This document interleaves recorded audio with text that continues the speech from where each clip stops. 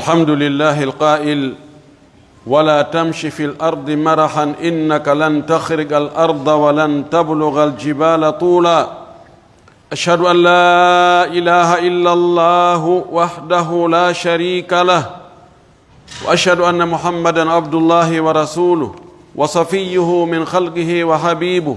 اصطفاه واجتباه وأرسله رحمة للعالمين وهداية للمتقين. نشهد أنه قد بلغ الرسالة ونصح للأمة وأدى الأمانة وجاهد في الله حق جهاده وعبد الله حتى أتاه اليقين. اللهم صل وسلم وبارك وأنعم عليه وعلى آله وأصحابه ومن سار على منهجه واتبع سنته إلى يوم الدين. عباد الله، اتقوا الله تعالى حق التقوى وراقبوه في السر والنجوى وامتثلوا أوامره، واعلموا أن حب الوطن من الإيمان والتضحية لأجله مما يوجب دخول الجنة والحفاظ على أرواح أبنائه وممتلكاتهم من ضروريات الإسلام. ولذلك أمرنا الله عز وجل أن نحافظ على أنفسنا وعلى ممتلكاتنا بقوله تعالى: ولا تقتلوا أنفسكم إن الله كان بكم رحيما. ولما كان المؤمنون إخوة وأبناء الوطن الواحد إخوة، فلا يجوز لأحد منهم أن يعتدي على أخيه، لقول النبي صلى الله عليه وسلم: حسب امرئ مسلم من الشر أن يحقر أخاه المسلم، كل المسلم على المسلم حرام دمه وماله وإرضه. en yetti allahu subhanahu wa ta'ala tedduɗo mawnuɗo towuɗo seniɗo handuɗo e yettede wiɗo ka deftere makko fewtini konngol e meɗen enen jiyaɓe makko ɓen. O tuggi e nelaɗo on fiyo taggo emen en fof. O wi: wala tamshi wota yahudey fil ardi, ka hoore leydi ɗo, marahan e hoore ñaƴƴitagol, mawninkinare, townitare, bonnugol. innaka no an lan tahrigal arda, a wawata seekugol leydi ndin fiya towniti, hiɗa mawninkinni, hiɗa holli teddungal. walan tablugal jibala tuula, a hewtata kadi pelle ɗen ko juutuɗa o no wodi pelle go hiɗe ɓurma juutude. hiɗen seedo wonde reweteɗo e goonga ala si wona o allahu subhanahu wa ta'ala bajjo gooto. o ala ɗimmo, o ala tammo, o ala kafidiɗo, o ala nando. hiɗen seedano nelaɗo meɗen muhammad ibne abdillah ibne abdulmuttalib almami yankiniɓe, almami newiɓe, almami wonɓe e hoore goonga, won e yurmeteɓe yahoɓe ka leydi ɗo yara e hoore doy, e hoore needi. hiɗen seedo wonde o ko nulaɗo Allah, ko suɓaɗo suuta, ɓurɗo moƴƴude e tagore nden fof. hiɗen seedanomo kadi wonde o yottinno ko o nela kon, o laaɓani en reedu, o holli en ko nafata en kon fof, o rentini en ko lorata kon fof. kadi yen tori Allah yo Allah juula e makko, juula e sahaba makko ɓen fof, juula e dendanangal jokkuɓe diina kaɓe jokkuno kan. yo Allah jokki en kan diina, o tabintinna en e hoore makka, o ƴettita en e nder makka. allahumma amin. khutba on ɗo hande ko ɓe windi kon on wa noon: la darara wala dirara fil islam. lorrugol ma accugol lorra duumo e hoore mum hara no wawi ittugol, ɗum ɗon ala kal islam. kal islam, yamiroje l'islamu ɗen wona ya lorru hay goto, wona ya accu noon kadi goɗɗo lorre tawa hiɗa wawi sakkade lorra makko kan. ma acca lorra kan tabita e hoore ma ɗon, lorroɗa ɗon harɗa wano ittude. ɗum ɗon nakal islamu jeeya. musidɓe julɓe tedduɓe jiyaɓe Allah, en fof en yamodiri en hulu allahu towuɗo o. hulen allahu on, kala ƴettuɗo konngol, waajotoɗo, janginowo, waɗowo khutba, ko wiyata ko hulen Allah. ɗon no naatude e noppi meɗen sowno wo sowno mo ɓe yo ndaari ko wona a yamirede hulen Allah taw si ɗum no wadde batte on tigi si tawi karamakojo arɗo wo wi ay kori hule Allah fof no fotti ɗum waajoto ɓen fof no fanɗi waajotoɗo ka o fuɗɗi haa ka o gaynoyi hara o wattali to yamirgol yimɓe ɓen yoɓe hulu Allah añande o ñande ɗa wowlanede ɗum ndaari si ɗum no wadde batte ma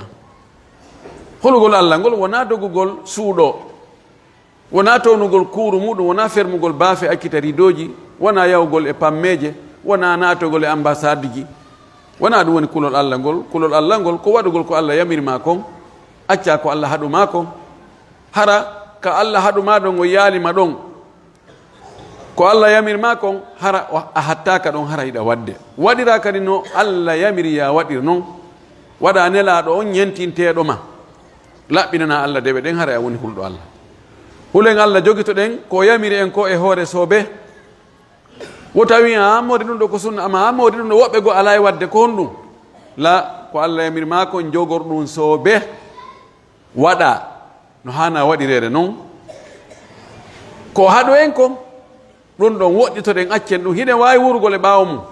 sabuna ko haɗi en kon fof ko lorra addanta en si en waɗi e wiɗo anden yiɗugol ka hoɗi ɗon yiɗa ɓe hoɗiɗi ɓen ɗum ɗo no jeeya e ko moƴƴi ɗum ɗo noon ko muuluwal ko Allah muuli neɗɗo kon ko ɗum waɗi nelaɗo sallllahu alayhi wa alihi wa sallam ɓaawo o raɗama o yaltinama Makka o yahi seeɗa o yeƴƴiti o inni o wimi ya welanmi an Makka hiɗa welanmi ko ɗo mi andi ko ɗo mi jibina ko ɗo mi janɗi mawɓe an ko ɗo wonno si wona yimɓe ma ɓen yalti gollan nun e ma mi yaltatano few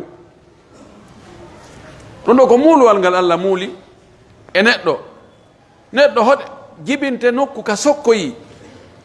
ka lonjoyi tawa fayde hay awi on rewata hoore ɗon o imma o yaha ka ɓuri moƴƴude ka ɓuri labede e adna on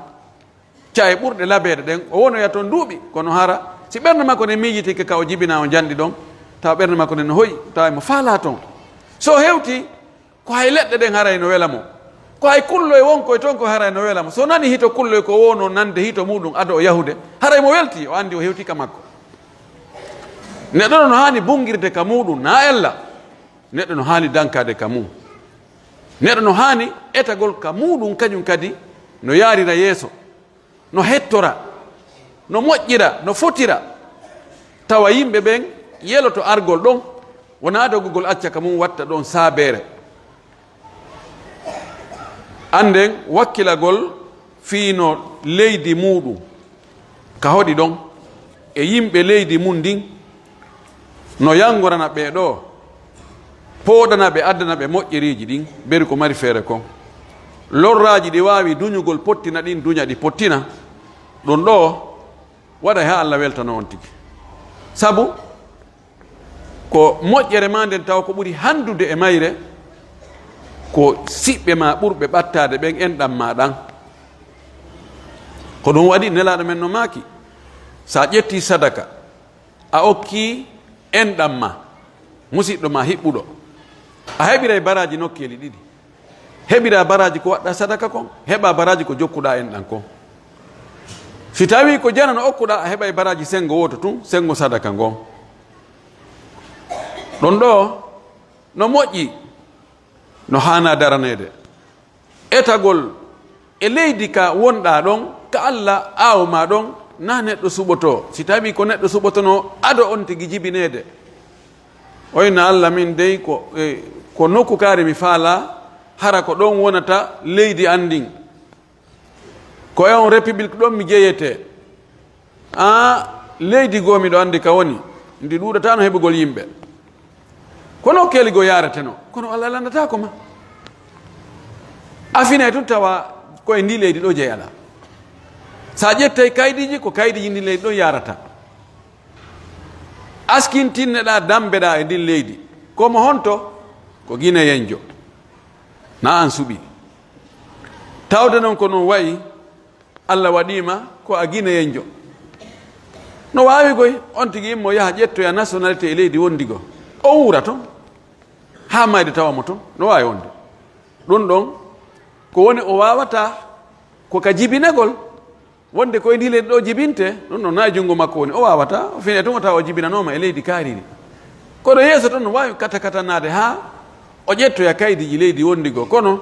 fayda tuma neɓoyo kadi ɓeyna andi o original makko ko nokku kaari ko toon o yiwno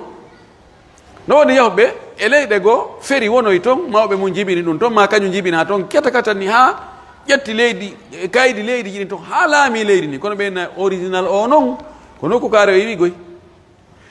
idan allahu subhanahu wa taala o yamiri en wonde taho kala ko lorrata lorra wonkimaki ma lorra yimɓe ɓe wonduɗa ɓen allah subahana taala wi en rento ɗum tawi waɗ ɗum dey ko satti wo ko satti allah subahana taala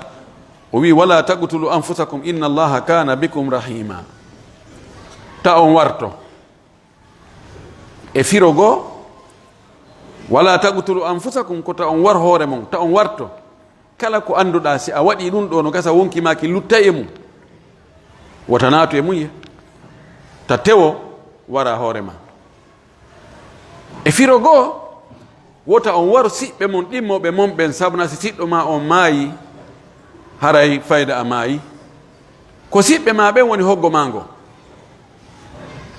neɗɗo kanko tum feere kanko tum o alamiri o hulɓinaki goy ko o hulɓinotta koygol he andi sa a memi on hara ɓen no fof a memi ɓe a memi ɓe nokku kaari ɓen andi ɓen koɓe jokki en ɗan kon andi ɓen koɓe jogodiri kon awa ɓen dow sa a memi goto andu ko ɓe fof hara on nangodiri awa yowaden terto ɓaymi wawata dartade ɓen ɗon fof konngol ngol ko noon wiiri julɓe ɓen ko noon hani tawa si goto memama ko foppu mema si goto waɗanama ko fof waɗana ko ɗum waɗi allah subahana taala no harmini ittugol wonki julɗo no harmini jattugol jawdi julɗo no harmini wirtugol julɗo itta teddungal makko ngal itta magam e hayba e mirin ko o mari kon musidɓe julɓe tedduɓe julɓe ɓen ka lasli julɓe ɓen ɓe fof koɓe nene goto baba goto sabu siɗɗankagal ngal ka diina no ɓuri siɗɗankagal ngal ka enɗan ko ɗum waɗi attinoɓe ɓe law andugol diina kan no sengo dow kala hunde yahayno ha nene gotoɓe ɗiɗo darodirana mo ɓe ƴetta kaafa oɗa ko julɗo oɗa ko kefero mo ɓe jingal ngol ko gomɗini ko hooli kon no ɓurani ɗum jingal ngol mo yiidi enɗan nene baba e yi dariɗo wari nene goto mum ma ɗum wari bemmum ma baba on wara ɓiɗɗo on fi honɗum sabu gomɗingol ngol sabu diina kan idan julɓe ɓen koɓe nene goto baba goto si allah waɗi kadi ɓe kafi leydi hana ɗon kadi ɓeydi suudidirde ɓe ɓeydi joguidirde ɓe nde wonno ko heewi kon moƴƴere si ari e nokkure nde yaajay ko woni takko ɗon kon fof heɓay si bone kadi ari e nokkure ko ɓuri heewde kon o yaajay ɓen wonɓe takko ɗon fof mo ɓe yahay tallallakke on bone ɗon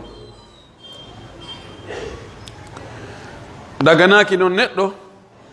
ka o tooña siɗɗo makko ɗimmojo makko on daganaki mo ka o tooñamo e noone tooñewo tooñe fii o ɓurimo doole o holla mo doole o holla mo jaggu o holla mo mbawdi ɗum ɗon dagaki woni noon doole ɗe o heɓiɗen ko doole laamu woni ko doole jawdi woni ko doole teddungal woni ko doole ɓandu dagaki ka o holla ɗen ɗon doole makko musiɗɗo makko imma ko kamɓe hawti diina ma ko kamɓe hawti kaɓe hoɗi ɗum ɗon dagaki ko ɗum waɗi allahu subhanahu nelaɗo men sallllahu alayhi wa alihi wa sallam himo maki hadis juutuɗo ɓe taƴi ɗo kuntum ɓe addi o fuɗɗi toon la tabagadu wala tanajashu wala tadabaru wala tajassasu ولا تحسسوا وكونوا عباد الله إخوانا، إلى أن قال حسب امرئ مسلم من الشر أن يحقر أخاه المسلم. nelaɗo maaki o fewtini e mofte ɗen, mofte makko ɗen ɗe fopp maɓɓe, ɓawluɓe e rawnuɓe, arabu e ko wona arabu. O wi ta on añidiran, ta on waɗu gañanendi hakkude moɗon, gañanendi ko yiɗugol nema mo Allah nemini goɗɗo yo iw yo bonu, tawa wona sabu ɓe kafu oya jatti, o ala haqqe hay hunde na kanko waɗani o nema, ko Allah okkimo, kono tawa ɗum wela on tigi. O wi taw waɗɗum, wota on tikkidiran monodiran ni tun, kaari no mettanmi fi on ɗum mo mettanmi tun. julɗo hana wiide ɗum, himo mette tun. neɗɗo ko hanma mettirde ko hana no woodi ko bonni, imma ko o bonniri ko konngol, ma ko o bonniri ko kuuɗe. O wiita on monodiran ni tun, wota on wiɗodir mo be ɗaɓɓita ayiba ka koye woni o naɓa koye sakita, ɗum kadi bonna gigol hakkunde moɗon. emo wi toon wala tanajashu, wota on bonnidir ngeyguji, wota on janfodir ɗaydiron ka ngeygu. najash ko a argol terma yoɓa prix towɗo tawa a falaka sodugol, ko fi oɗa falaɗo sodugol on yo jiñu o yoɓa ko ɗuuɗi, hara ko ɗayni fayda ko haldigal hakkude ma e yeeyowo, tawa waɗɗin taw janfodir. sabuna kala mo janfiɗa ñande o andi janfa ma kam wo, nden ñande hara o ƴettanima position goɗɗo goo, hara nano wawn ɗum lawnon o wamma hande kadi. o soggi ɗon ha o wi hey wone nene goto ɓe, wone siɓɓe, wone jiyaɓe Allah siɗɗuɗuɓe. o wi yoni neɗɗo bone, neɗɗo julɗo yonimo bone nde o jasinta musidɗo julɗo ɗimmojo makko. ɗon ɗon tun gayni si tawi ya jasinde yimɓe ɓe, ɗa yawiɓe, ɗa holli wonde an hiɗa ɓuuri ɓe ko a supérieur hoore maɓɓe, ɗa gollida e maɓɓe tawa ko konti yurnagol he an ngel ɗo kadi kun kadi. ɗon ɗon yonima bone, sabuna cheytane ka iwranta neɗɗo toon no ɗuuɗi, no jeeya ka iwranta neɗɗo on hollugol mo wonde an hiɗa ɓuuri ɓeeɗo fuu, a ɓuuri ɓe fof gandal, aɗa ɓuuri ɓe fof jawdi, a ɓuuri ɓe fof teddugal, a ɓuuri ɓe fof lasiliyagal, a ɓuuri ɓe fof ko hankagal. si a yii ɗum tun wartaɗa ko yawagol ɓe a jaɓantaɓe konngol, a jaɓantaɓe feere. ɗum ɗon yoni neɗɗo bone. o wi neɗɗo julɗo on tele makko o foppu no harmi, ƴiƴam makko ɗan hibbugol ƴiƴam ɗan no harmi, jawdi makko ɗin ƴettugol ndi harna e wela e makko no harmi, teddugal makko ngal wirtugol mo, bonnugol fi teddugal makko ngal ɗum ɗo kadi no harmi. ibadallah, jiyaɓe Allah tedduɓe, musidɓe julɓe, inna qata turuqi, tabiti wonde taƴugol ɗi laawi, coupeur de route, wa tahwifa nnasi e hulɓingol yimɓe ɓen al aminina hooliɓe, ala anfusihim ɓe hooli e wonkiji maɓɓe, wa amwalin e jawle maɓɓe ɗen, wa aradihim e teddule maɓɓe ɗen. awdaha llahu subhanahu wa ta'ala, Allah ɓangini o feŋŋini nawiyata al iqabi, noone lette alladi ɗen yajibu waɗɗiide an yahilla bihim, de cippoto e hoore maɓɓe, nde lette koɓe hana lettede ko waɗoɓe ɗum ɓen, coupeur de route, hulɓinoɓe yimɓe yaha ƴawa e kuurji cikko, tawa yimɓe wonɓe nder to ɓen no jogii aalaji, ina adde jawdi mum isnade mi wara on.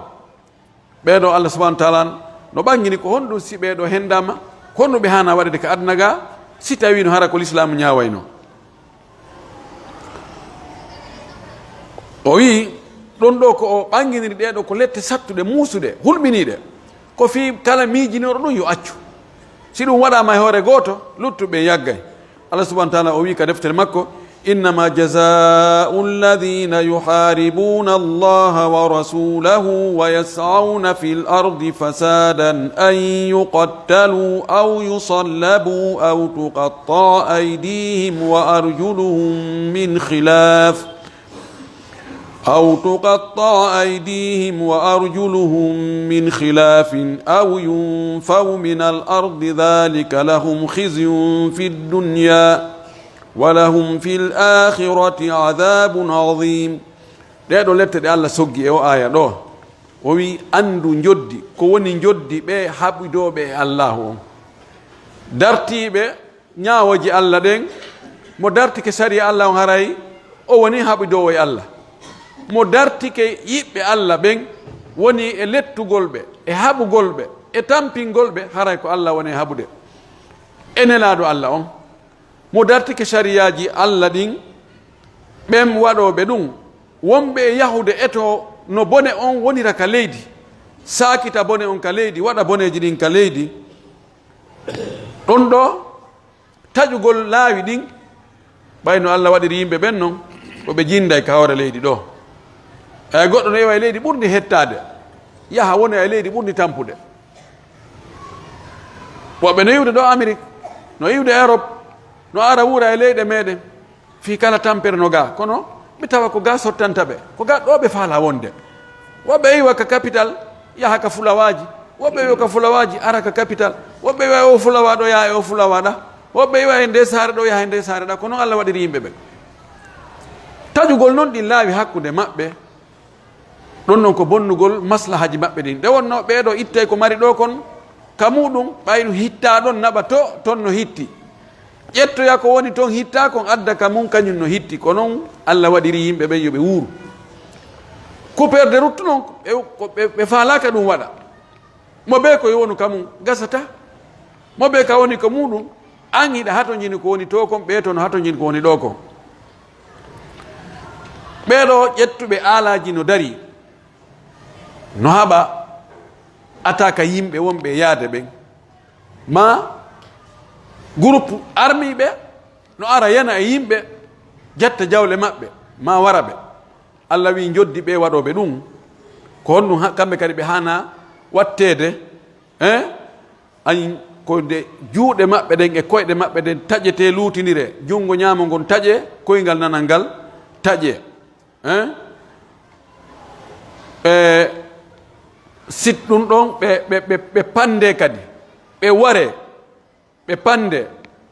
no waɗi darajaji ko honno si tawi ɓe wari ɓe jatti jawle ɓe taƴi laawol ngol si ɓeɗo hendama ko yo ɓe pande ha ɓe gayne ɓe ware ɓe haɓɓe ɓe acce ɗon taw wona arɗo taw hinon tigi ka wengili si tawi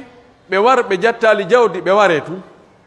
si ɓe jattu jawdi ɓe warali juɗɗen e koyɗen taƴe lutinire ɓe accite ɗon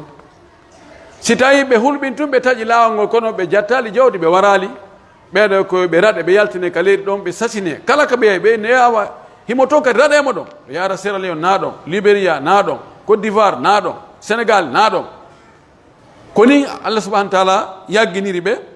ɗum ɗo ko lette ɗen ka adna gani si tawi ɓe maydi e ɗum ɗo ɓe tawoyi Allah subahanahu wa taala no marin ɓe toon lette muusuɗe ɓuri ɗen ɗon harana ɗum sama ga on ko tekkere nden wonno dowgal ngal ko to woni sina hara on tigi tuubu o arti o inni min mi acciti hande kadi hari mi anda ko yimɓe goreɓe amen naadinmi e ɗum jaka ɗum moƴƴa mi akkiti fes si on tigi tuubi o arti man taba taba Allahu alayhi nelaɗo men sallllahu alayhi wa sallam o waajino ñande hajju ngo hajji ngu hajju waynorgu no e hajjatul wada khutba mo wanno ɗon on ko ɗon o ɓangini fayida tigi tigi ko honno yimɓe ɓen hani wuurirde hakkude maɓɓe neɗɗo o wawata kanko to wuurugol feere kanko tun ko ɓe o wonde a yimɓe ɓen no hato jina e makko e haajuji goo kankadi mo hato jina e yimɓe goo e haajuji goo ko ɓe wonde mo ɓe nafa naftora joni noon nelaɗo maaki e nder hutuba makko on o maakono ɗon piiji ɓuyi o maaki awa jentite moƴƴi heɗe mo ɓe tuɗi nowru tuɗe noppi heɗoɗo moƴƴi komi yetto on ɗo ko inna dima'akum tabiti wonde ƴiiƴe mon ɗen wa amwalakum e jawle mon ɗen wa aradakum e teddule mon ɗen alaykum e hoore moɗon haramun no harmi ka goɗɗo jaggita ha hibba ƴiiƴan goɗɗo woni ko tufugol woni ko warugol no harmi ka goɗɗo yaha ƴetta jawdi goɗɗo e noone woono o ƴettiri nde o wujju o détour o janfi o ɗaynimo ko honno no o gerdi wo o hendi jawdi makko ndin tawale oya weltora ɗum na oya newnanimo ɗum o wi ɗum kadi no harmi teddule mon ɗen ɓorde ka ɓey nguuli haa ka bandiraɓe haa ka neniraɓe et kala teddungal ɗon no ka dagaki ka goɗɗo yaha e teddungal goɗɗo o wi ɗum no harmi wano ngal ñallal mon ɗo harmiri ni ɗum ko ñande arafa e ndi leydi allah ndi allah harmini toñugol e muɗum e ndun lewru kadi du allah harmini toñugol e muɗum ɓeydi harmingol toñugol e muɗum ɗum ko donki ɗon ɗo o maaki ɗum ɗo ko hajjatul wada ɗum ɗo holli wonde neɗɗo on koyo rento wota o toñu hay goto wota welto ha toña yimɓe ɓen wota seytin kadi ha toña yimɓe ɓen wota heɓu teddungal ha toñira yimɓe ɓen teddungal mangal wota laamor ha toñira yimɓe ɓen saabu laamu mangu wota jangu ha toñira yimɓe ɓen gandal mangal kala wo ko defuma a toñugol yimɓe ɓen ka ɓalli maɓɓe ka jawle maɓɓe ka ɓeygureji maɓɓe ka teddungal maɓɓe kamo ko bayagal maɓɓe non noone wonone no toñirɗaɓe ɗon ko waɗo ka tippuɗa o ka tippuɗa haray ya andi an e allah on haaɓi anda ko a hasbeteɗo ñande dargal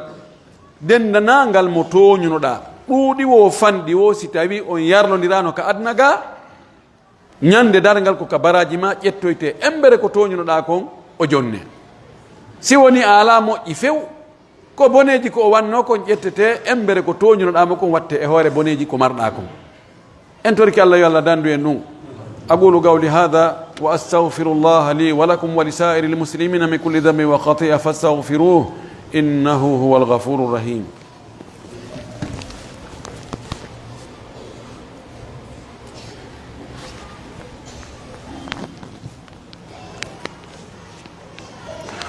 الحمد لله الذي حرم على نفسه الظلم وجعله حراما بين عباده